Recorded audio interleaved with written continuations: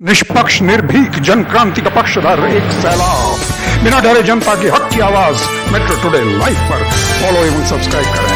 हम हैं आपकी असली आवाज मेट्रो टुडे लाइव। नमस्कार, मैं हूं सुशील शंकर विग और आप मेरे साथ देख रहे हैं मेट्रो टुडे लाइव।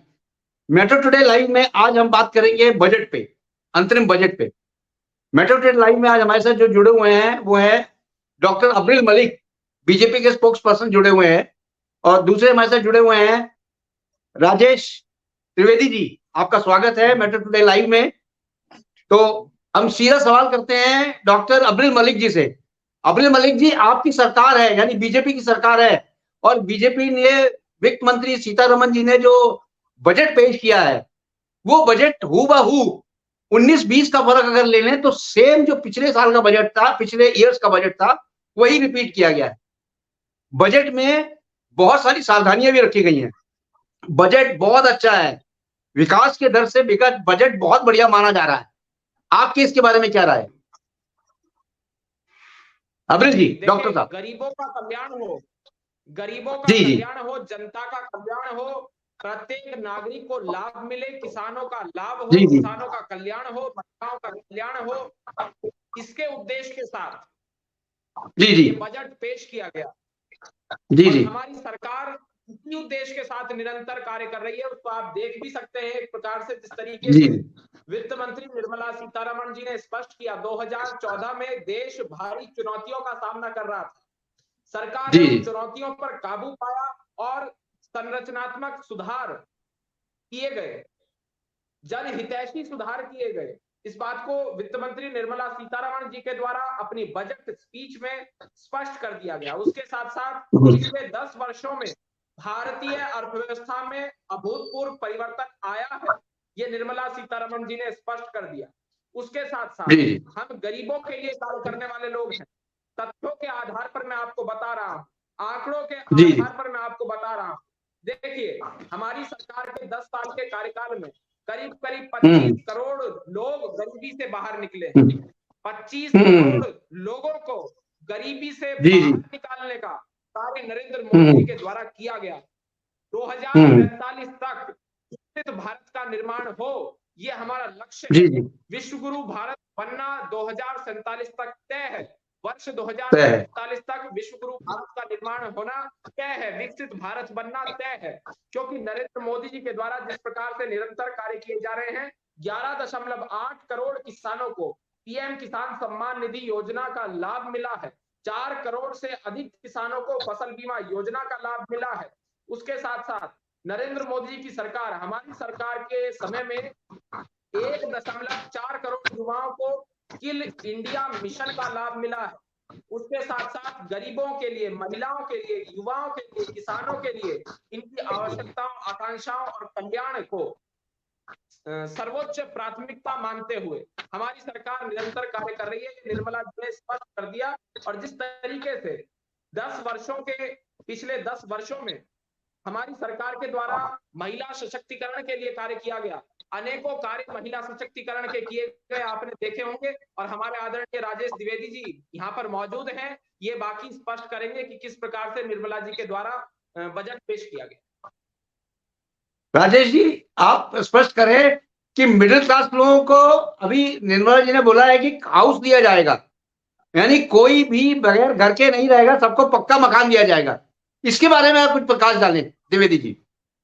देखिए, मैं आज के बजट सत्र पर हम पूरे सदन के जितने भी नवनिर्वाचित परिवार जो हमारे वहाँ सांसद महोदय लोग बैठे हैं, हमारे भारत के यशस्वी प्रधानमंत्री माननीय नरेंद्र मोदी जी के नेतृत्व में, मैं सबको बहुत बहुत बधाई और शुभकामनाएं दूंगा कि आज का जो बजट है, इस बजट से जो भारत के यशस्वी प्रधानमंत्री माननीय श्री नरेंद्र मोदी जी का एक सपना है कि हमारा एक विकसित भारत बन करके भारत में रहने वाले जो गरीब परिवार हैं, मजदूर परिवार हैं, और हमारे जो है शिक्षा से संबंधित जो युवा हैं, जिनको रोजगार पढ़ने की एक ललक है, इन सब को दृष्टिगत रखते हुए इस बजट को आज पेश किया गया है।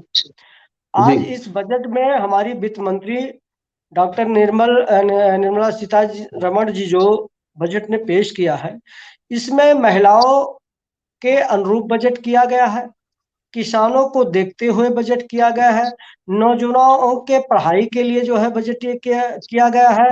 भारत में रहने वाले, जैसे भारत देश के यशस्वी प्रधानमंत्री माननीय श्री नरेंद्र मोदी जी का जो विकास का नारा है कि सबका साथ, सबका विकास, सबके सम्मान और सबके विश्वास पे खरा उतरने वाला ये बजट है। इस बजट से पूरे देश की आर्थिक दृष्टि से जो मजबूतीकरण होगा, गांव-गांव में नाली, खड़ंजा, सीसी रोड इत्यादि, एक तरफ जब सड़कें होंगे तो दूसरी तरफ गरीब परिवार जो आवास विहीन परिवार कांग्रेस के जमाने में लगाए आस बैठा था, उसको यदि पूरा किया भारत के यशस्वी प्रधानमंत्री माननीय नरेंद्र मोदी जी, और जो कुछ कमी रह गई है आवास पाने के परिवार है, तो निश्चित इस बजट से उनके आवास का भी प्रकरण बहुत पूर्ण होने वाला है। जी जी।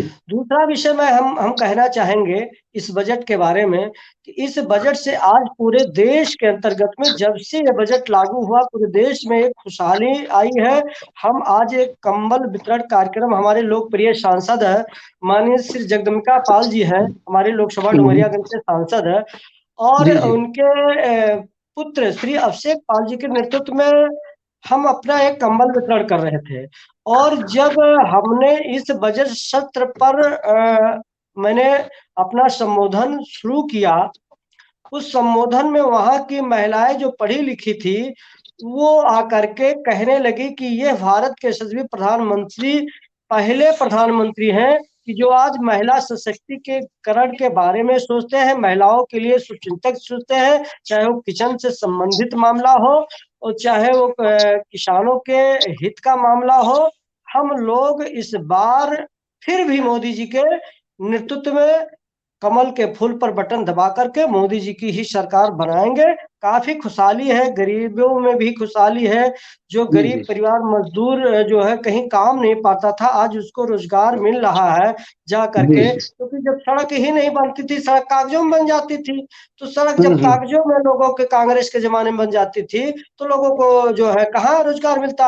आज धरातल पे काम हो रहा है, आज जो जी जी। पैसा आ रहा है वो धरातल पे काम हो रहा है, और काफी हमारे गरीब परिवार भी खुश है, किसान भी खुश है, महिलाएं भी खुश है, नौजवान भी खुश है। पूरे भारत देश के रहने वाले परिवार जो खुशी जाहिर कर रहे हैं, इससे मैं पूरे भारत देश के परिवार को के तरफ से और अपने लोकसभा डुमरियागंज के पावन परिवार के तरफ से मैं अपने भारत के यशस्वी प्रधानमंत्री माननीय श्री नरेंद्र मोदी जी को और उनके पूरे कमेटी को और वित्त मंत्री माननीय डॉक्टर सीता निर्मला जी को मैं बहुत बहुत बधाई और शुभकामनाएं देता हूँ। कितना अच्छा बजट, ऐतिहासिक बजट है, आने वाले परिवार के लिए सुदृढ़ीकरण होगा बजट।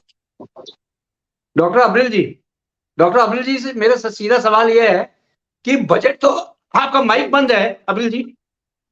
मेरा सवाल यह है कि आपका बहुत बढ़िया बजट पेश किया गया है।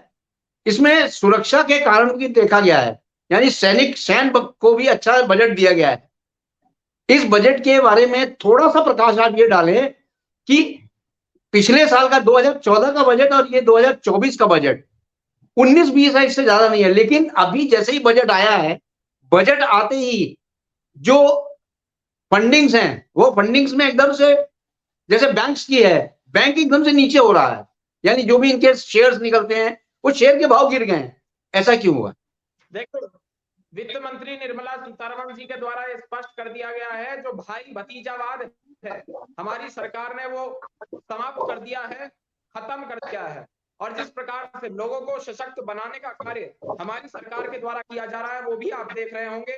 जिस तरीके से 1 करोड़ लोगों को मुफ्त सोलर की बात कही गई है, उसके साथ साथ आप कह सकते हैं रक्षा की आपने बात की, डिफेंस की बात की, तो मैं बताना चाहूंगा रक्षा के क्षेत्र में जो खर्च है वो 11.1% की उसमें बढ़ोतरी की गई है, इंक्रीज किया गया है, और रक्षा के क्षेत्र में आत्मनिर्भरता पर जोर दिया गया है। उसके साथ साथ हमारी सरकार की जहां तक बात है गरीबों की आय बढ़े, इस पर फोकस किया गया है। पीएम मत्स्य संपदा योजना का विस्तार की आप बात कर लीजिए, रिसर्च और इनोवेशन के लिए 1 लाख करोड़ के आवंटन की बात कर लीजिए, सड़क और हवाई यातायात को बढ़ाने के लिए और इंफ्रास्ट्रक्चर पर जोर देने के लिए जो बात कही गई है उसको भी आपने सुना होगा। और जी हमारे जी फोकस में गरीब, युवा, महिलाएं और अन्नदाता हैं। इस बात को निर्मला जी ने स्पष्ट कर दिया है और किसानों का, गरीबों का, महिलाओं का, युवाओं को लाभ होगा इस बजट से। बहुत जी जी बड़ी संख्या में युवा प्रभावित होंगे, उनको लाभ होगा युवाओं को, और प्रसन्न होंगे निश्चित रूप से। आज युवा पीढ़ी प्रसन्न इसलिए होगी क्योंकि ये युवाओं के लिए बजट है। किसान भी आज प्रसन्न होंगे क्योंकि ये किसानों के लिए बजट है। महिलाओं के लिए बजट है, महिलाएं भी प्रसन्न होंगी। सब लोग आज प्रसन्न हैं। और जिस प्रकार से जय जवान, जय किसान, जय विज्ञान और जय अनुसंधान को का नारा देने का कार्य नरेंद्र मोदी जी के द्वारा किया गया। जय जवान जय किसान लाल बहादुर शास्त्री जी ने दिया था। उसके बाद जी जय जी जवान जय किसान जय विज्ञान हो गया अटल बिहारी वाजपेयी जी के समय में। वाजपेयी जी ने जय विज्ञान ही इसमें जोड़ दिया। और उसके बाद आज जोड़ दिया। नरेंद्र मोदी जी ने जय जवान जय किसान जय विज्ञान और जय अनुसंधान इसको कर दिया। और जिस हम्म, तरीके से 1 करोड़ महिलाएं लखपति दीदी बन चुकी हैं और 3 करोड़ लखपति दीदी बनाने का लक्ष्य स्पष्ट रूप से रखा गया है। इसको आपने देखा होगा, 2047 तक विकसित भारत का निर्माण हो जाएगा। 3 नए रेल कॉरिडोर शुरू किए जाएंगे, इसको भी स्पष्ट कर दिया। 390 विश्वविद्यालय खोले गए हैं। जनसंख्या वृद्धि को लेकर के कमेटी का गठन कर दिया गया है। उसके साथ साथ पर्यटन सेक्टर में तेजी से विकास हो रहा है। उसके साथ साथ देख लीजिए, पवन ऊर्जा विकास पर तेजी से काम होगा, इसको भी कहा गया है। और जिस तरीके से हम लगातार कार्य कर रहे हैं वो सब जनता देख भी रही है। ये जिम्मेदारी वाला बजट है और ये इंटरिम बजट है, आपने इस बात को भी जान लिया। तो उसके साथ साथ ये हम इस प्रकार की घोषणाएं नहीं करते कि जिनका कोई सिर पैर ना हो। जो कार्य भारतीय जनता पार्टी के द्वारा किए जाते हैं वो तथ्यों के आधार पर किए जाते हैं, जमीनी स्तर पर किए जाते हैं। हम कागजों में योजनाएं बनाने वाले लोग नहीं, योजनाओं को कागजों में बना करके इम्प्लीमेंट करने वाले लोग हैं। उसके साथ साथ जिस जी जी तरीके से आत्मनिर्भर भारत का निर्माण हो, इस पर जोर दिया जा रहा है माननीय प्रधानमंत्री नरेंद्र मोदी जी के द्वारा। और आत्मनिर्भर भारत का निर्माण निश्चित रूप से होगा। और जिस तरीके से आप इसको देख सकते हैं एक प्रकार से कि जहां तक बात है, अभी 7 लाख तक कोई टैक्स नहीं है। 7 लाख रुपए हम्म, तक कोई इनकम टैक्स नहीं है। इसको भी आप देख लीजिए। इंफ्रास्ट्रक्चरल डेवलपमेंट पर जोर था, है और रहेगा। और जिस रहेगा। तरीके से विकसित भारत की नींव मजबूत होगी, इस बात को भी जी जान जी लेना चाहिए। और अन्नदाताओं को फोकस करके इस बजट को बनाया गया है। और जिस प्रकार से हमारी सरकार ने हर घर जल, हर घर बिजली, हर घर गैस, हर घर वित्तीय सेवाएं, चाहे आप बैंकों की बात कर लीजिए, जन जन को बैंकिंग सुविधाओं से जोड़ने का कार्य हमारी सरकार के द्वारा किया गया है। इस बात को भी आपने देखा होगा। इससे सब नागरिकों का कल्याण होगा। और जहां तक कांग्रेस का प्रश्न है, तो अभी जून के महीने में आपके चैनल के माध्यम से मैं इस बात को घोषणा कर देता हूं, भविष्यवाणी कर देता हूं। आने वाला जो जून है, इसमें कांग्रेस अध्यक्ष मल्लिकार्जुन खड़गे जी इस्तीफा देंगे। वो क्यों देंगे, मैं इसके साथ साथ ये भी बता देता हूं आपके चैनल के माध्यम से, क्योंकि कांग्रेस पार्टी को 20 सीटें आएंगी और राहुल जी के ऊपर तो इसका ठीकरा, हार का ठीकरा राहुल जी पर तो फोड़ा नहीं जाएगा। अब इसकी जिम्मेदारी खड़गे जी ले लेंगे। खड़गे जी कहेंगे कि अब मैं इस पद से इस्तीफा देता हूं और हार की जिम्मेदारी स्वीकार करता हूं। और उसके साथ साथ उनके द्वारा इस्तीफा दे दिया जाएगा। और इसके जिस तरीके से लगातार हम कार्य कर रहे हैं, मैं वापस बजट की ओर बढ़ता हूं। जिस तरीके से प्रधानमंत्री आवास योजना की आप बात कर लीजिए, प्रधानमंत्री जी आवास योजना ग्रामीण की बात कर लीजिए, तो लगातार जनता के लिए हमारे द्वारा कार्य किया जा रहा है। जिस तरीके से प्रधानमंत्री आवास योजना ग्रामीण के अंतर्गत अगले 5 साल में ग्रामीण इलाकों में 2 करोड़ घर और बनाए जाएंगे। 2 जी जी करोड़ जी घर बनाने की बात हम करते हैं। और अभी ब्रेकिंग पक्का। न्यूज भी आ रही है, 1 दिन की हिरासत में भेजे गए हैं हेमंत सोरेन। ये इस प्रकार के लोग अच्छा। हैं जो भ्रष्टाचार को बढ़ावा देते हैं। भ्रष्टाचार इनका पसंदीदा कार्य है। कांग्रेस के लोग केवल और केवल भ्रष्टाचार पर फोकस करते हैं, घोटाले करने पर फोकस करते हैं, और हम जनता के लिए काम करने पर फोकस करते हैं, ग्राउंड उस योजनाओं को इंप्लीमेंट करने पर फोकस करते हैं। जिस तरीके से लगातार कार्य किया जा रहा है भारतीय जनता पार्टी के द्वारा, चाहे आप बात कर लीजिए फसलों पर नैनो डीएपी का इस्तेमाल होगा और डेयरी विकास के क्षेत्र में अच्छा काम होगा, दुग्ध किसानों को बढ़ावा दिया जाएगा। ये वित्त मंत्री निर्मला सीतारमण जी का स्टेटमेंट है बजट स्पीच के दौरान, उनके द्वारा इसको स्पष्ट तौर पर कहा गया है। और आयुष्मान भारत योजना के अंतर्गत सभी आशा वर्कर्स, आंगनबाड़ी वर्कर्स और बढ़ाइए। हेल्पर्स को भी कवर किया जाएगा। ये बहुत बड़ी जी बात जी है। उसके साथ साथ जिस तरीके से आप बात कर लीजिए, लखपति दीदी योजना को बढ़ावा दिया जाएगा। 2 करोड़ से बढ़ाकर 3 करोड़ लखपति दीदी बनाने का निर्णय लिया गया है। ये महिला सशक्तिकरण पर हमारी सरकार जो जोर दे रही है उसका नतीजा है। टूरिज्म जी सेक्टर जी को प्रोत्साहन देने के लिए कार्य किया जा रहा है। देश में टूरिज्म सेक्टर को प्रोत्साहन देने के लिए ब्याज मुक्त ऋण दिया जाएगा और विदेशी निवेश को भी बढ़ावा दिया जाएगा। ये निर्मला जी के द्वारा जी स्पष्ट कर दिया गया। उसके साथ जी जी साथ आप बात कर लीजिए, पीएम आवास योजना के अंतर्गत ग्रामीण क्षेत्रों में 70% से अधिक घरों की मालकिन महिलाएं हैं और 10 साल के दौरान हमने महिला सशक्तिकरण के अनेकों कार्य किए हैं। मुद्रा योजना के अंतर्गत महिलाओं को 30 करोड़ से अधिक ऋण दिए गए हैं। 30 करोड़ से अधिक महिलाओं को ऋण दिए गए हैं। इस बात को देख लेना चाहिए, बहुत आवश्यक है। और जिस तरीके से जुलाई 2024 में हमारी सरकार के द्वारा ये विस्तृत रोड मैप इसको प्रस्तुत कर दिया जाएगा।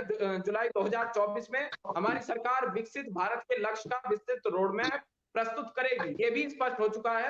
अभी आने दीजिए जुलाई 2024, अभी जुलाई में, और हमारी सरकार पूर्ण बजट में इसको स्पष्ट कर देगी किस प्रकार से विकसित भारत का जो हमारा लक्ष्य है उसका विस्तृत रोड मैप क्या होगा, ये आपको स्पष्ट निश्चित रूप से हो जाएगा। और भारतीय जनता पार्टी को 500 सीटें मिलने वाली हैं।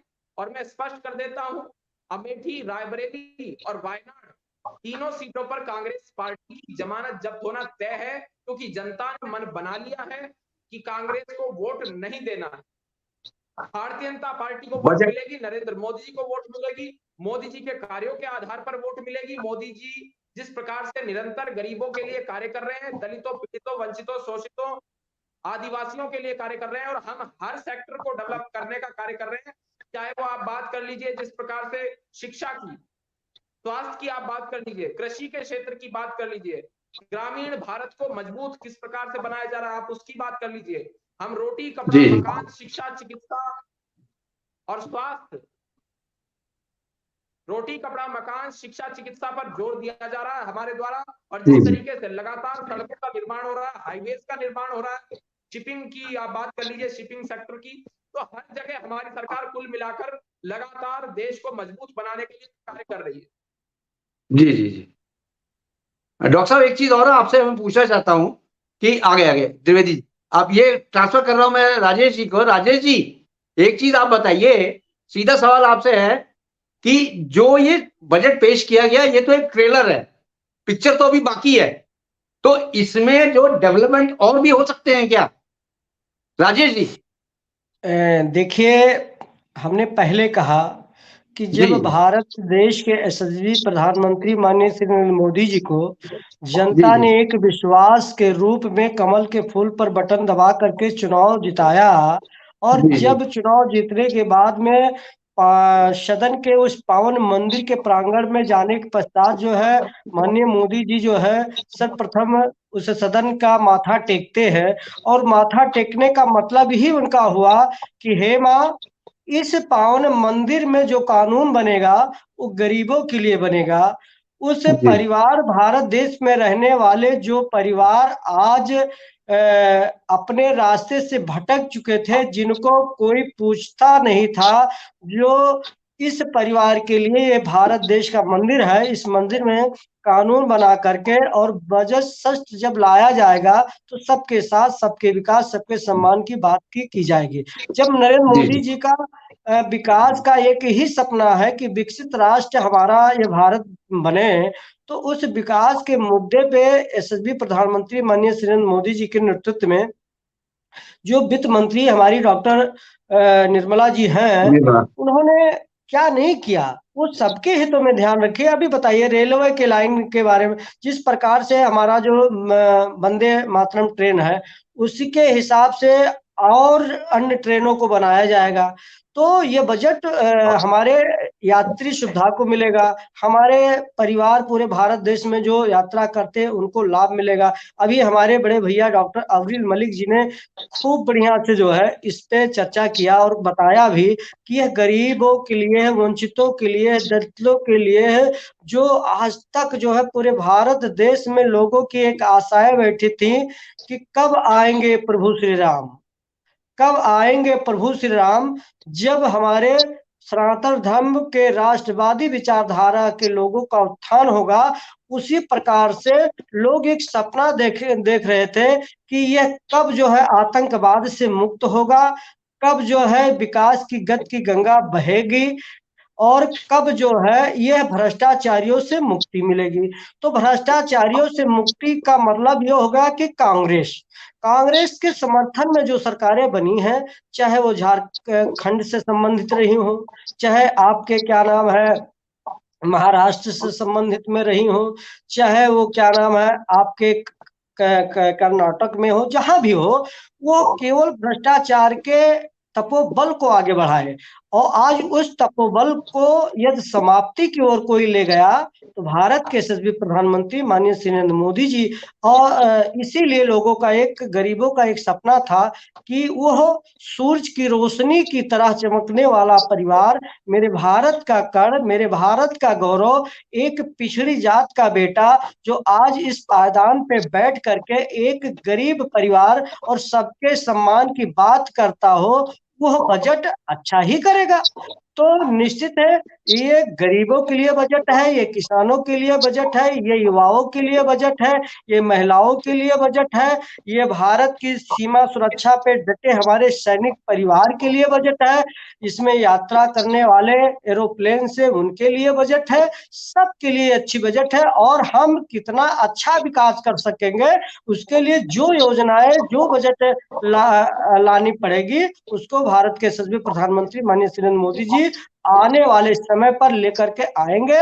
और निश्चित है इस बार फिर मोदी सरकार का जो नारा है पूरे गांव गली मोहल्लों में गूंज रहा है कि राजेश द्विवेदी नहीं कह रहे हैं कि हाँ, ये राजेश द्विवेदी कह रहे हैं कि एक प्रवक्ता को बैठ करके कि हाँ, ये आप किसी भी गली में चले जाइए, पूरे भारत देश के कोने में चले जाइए, हर जगह मोदी जी का ही नाम हो रहा है, मोदी जी के विकास कार्यों की नींद फैल रही है। आज मोदी जी ना होते तो क्या आयुष्मान कार्ड 5 लाख का जो है एक गरीब परिवार जो अपने बहन बेटियों के इलाज के लिए अपने गहनों तक बेचता था, खेतों तक बेचता था, क्या संभव हो पाता?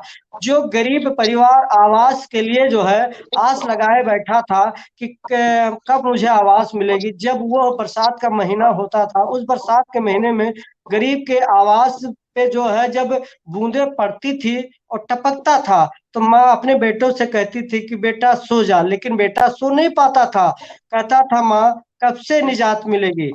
तो माँ कहती थी कि बस प्रभु आने वाले हैं, और प्रभु के रूप में तो मैं नहीं कहूंगा, लेकिन प्रभु के एक अंश के रूप में भारत के यशस्वी प्रधानमंत्री माननीय श्री नरेंद्र मोदी जी आकर के पूरे देश में एक विकसित भारत का सपना जो लोगों ने देखा था उसको बढ़ाने का काम किया।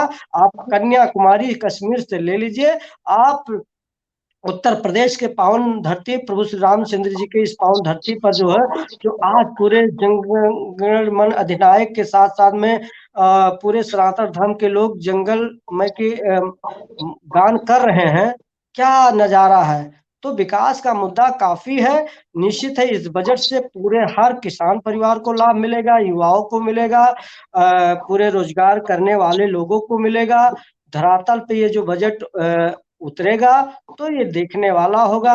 हर जगह आज रेलवे लाइन की जो प्रतिक्रिया हो रही है, काफी स्थिति में जो है लोगों को पायदान होगा, पूरे लोगों को स्वास्थ्य सेवाएं दी जाएगी, मेडिकल कॉलेज जो हर जगह बन रहे हैं, बच्चों के लिए स्कूल के लिए बन रहे हैं, लोगों के लिए विज्ञान की स्थिति। आज बताइए सूर्य के उस पावन धरातल पर कोई पहुंच नहीं पाया था, चांद के ऊपर कोई पहुंच नहीं पाया था, ये हमारे भारत के यशस्वी प्रधानमंत्री माननीय नरेंद्र मोदी जी के ही देन है और इस बजट की देन है।